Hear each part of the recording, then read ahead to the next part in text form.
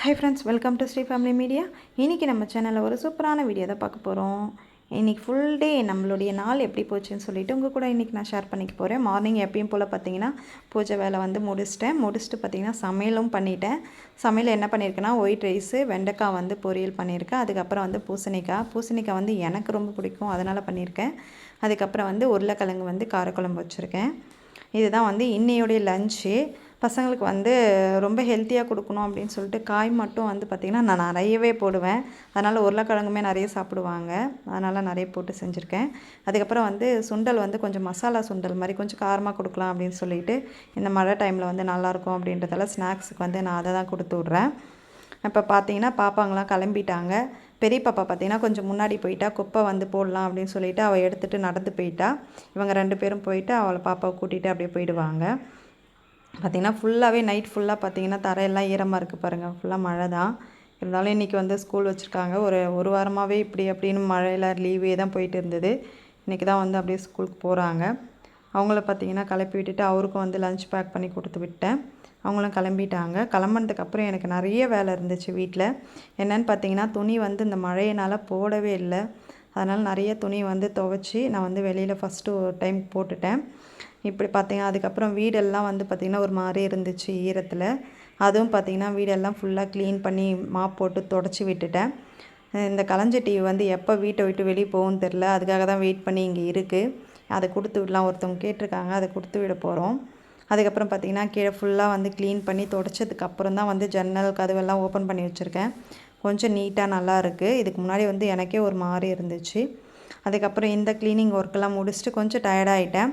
அதனால் வந்து சாமிக்கிட்ட வச்ச பால் மட்டும் கொஞ்சம் குடிக்கலாம் அப்படின்னு சொல்லிவிட்டு பாலை வந்து சூடு பண்ணி நான் குடிச்சிட்ருக்கேன். அது முடிச்சதுக்கப்புறம் பார்த்திங்கன்னா இன்னும் ஒரு லோடு மிஷினில் ஃபஸ்ட்டு ஒரு டைம் போட்டு காய போட்டாச்சு. இதுக்கப்புறம் செகண்ட் டைமு. இன்றைக்கி ஃபுல்லே வந்து துணி கூடவே நடக்கிற மாதிரி தான் இருந்தது எனக்கு. அது முடிஞ்சதுக்கப்புறம் அதையும் காய போட்டுட்டு காஞ்ச துணியை எடுத்துகிட்டு வந்து மடித்து வச்சுட்டு இருந்தேன். அதுக்கப்புறம் வந்து நான் அரிசி ஊற போட்டிருக்கேன் டிஃபனுக்கு அரிசி ஊற போட்டுட்டு அப்புறம் வந்து பார்த்திங்கன்னா இந்த பக்கம் வந்து டீ வச்சுருக்கேன். என்னென்னா அதான் சொல்கிறேனே, அந்த துணி கூட நடந்தே ரொம்ப டயர்டாகிடுவேன். அதனால் சரி லஞ்சுக்கு இன்னும் டைம் இருக்குது, கொஞ்சம் டீ போட்டு குடிச்சிடலாம் அப்படின்னு சொல்லிட்டு டீ வச்சுருக்கேன். அதுக்கப்புறம் வந்து லஞ்ச் டைம் வந்துடுச்சு. சரி இன்றைக்கி வந்து கொஞ்சம் டிஃப்ரெண்ட்டாக நிறைய நம்ம சாப்பிட்ணும் அப்படின்றதுக்காக வந்து நான் காலையிலேருந்தே சாப்பிட்ல. அதனால் வந்து சரி இப்படி எல்லாமே வச்சு சாப்பிட்ணுன்னு ஒரு ஆசை. அப்பளம் வந்து எப்பவுமே வந்து ஒன்று அப்பளம் வந்து பசங்களுக்கு கொடுத்து விட்ருவேன், நான் சாப்பிடவே மாட்டேன். இன்றைக்கி வந்து எனக்குன்னே நான் வந்து அப்பளம் பொரிச்சிருக்கேன் கொஞ்சம் நிறையவே. அதுக்கப்புறம் பார்த்திங்கன்னா வந்து பொரியல் வந்து 2 பொரியல் இருக்குது, அப்புறம் வந்து சுண்டல் இருக்குது. இந்த ஹோட்டலில் சாப்பிட்ற மாதிரி நம்மளும் வீட்டில் இன்றைக்கி சாப்பிட்ணும் அப்படின்னு நினச்சே வந்து, ஆனால் கண்டிப்பாக இந்த மாதிரி கொடுத்தாங்கன்னா என்னால் சாப்பிடவே முடியாது. ஏன்னா வயிறு அவ்வளோ ஃபுல்லாகிடுது இது எல்லாம் சாப்பிட்றதாலேயே. மெயினாக சாப்பாடு நம்ம என்ன சமைக்கிறோமோ அதை சாப்பிட முடியல. நான் பார்த்திங்கன்னா வந்து காய்கறியை வந்து கொஞ்சம் நிறையவே வச்சுக்கிட்டேன் இன்றைக்கி. அதுவும் பூசணிக்காய் வந்து எனக்கு ரொம்ப பிடிச்ச காய் அப்படின்றதால கொஞ்சம் எக்ஸ்ட்ராவே வச்சுக்கிட்டேன். மோஸ்ட்லி நீ வந்து டயட் இருக்கிறவங்க கண்டிப்பாக வந்து இந்த மாதிரி காய்கறி நிறைய சேர்த்துக்கிட்டிங்கன்னா சாப்பாடு நம்ம நிறைய எடுத்துக்க மாட்டோம். ரொம்ப கம்மியான குவான்டிட்டி தான் நம்ம சாப்பாடு சாப்பிட முடியும். கூட பார்த்திங்கன்னா சைடிஷ்க்கு வந்து வெண்டைக்காவும் இந்த பூசணிக்காவும் சப்பாத்திக்கு வச்சு சாப்பிட்டா நல்லாயிருக்கும் அப்படின்றதுக்காக நான் வந்து பார்த்திங்கன்னா ஒரே ஒரு சப்பாத்தி மட்டும் பண்ணிக்கிட்டேன். ரைஸ் வந்து பார்த்திங்கன்னா ரொம்ப கம்மியாக இவ்வளோ தான் நான் ரைஸே எடுத்துக்கிட்டேன். ஏன்னா இந்த தட்டில் இருக்கிறத சாப்பிட்டாலே வயிறு அவ்வளோ ஃபுல்லாகிடும். அதுக்கப்புறம் பார்த்திங்கன்னா டைம் ஆகிடுச்சு, இப்போ பிள்ளைங்களை கூப்பிட்டு வரலாம் அப்படின்ட்டு. என்ன வேலை பார்க்குற லேக்கா நீ? ஹேய் லேக்கா, இங்கே பாரு என்ன வேலை பார்க்குற, அதில் போட்டு சாப்பிடு.